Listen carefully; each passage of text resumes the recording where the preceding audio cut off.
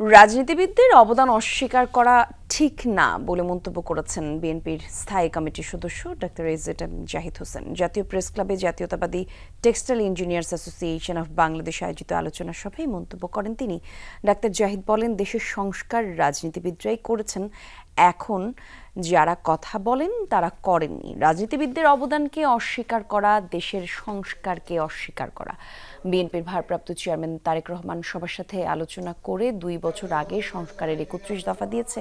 BNP জন আকাঙ্ক্ষার রাজনীতি করে উল্লেখ করে বলেন, গণ আন্দোলনের মূলমন্ত্র ছিল জনগণের অধিকার প্রতিষ্ঠা করা। বলেন, পার্শ্ববর্তী দেশে মিথ্যা প্রোপাগান্ডা ছড়ানো হচ্ছে দাবি করেন তারা।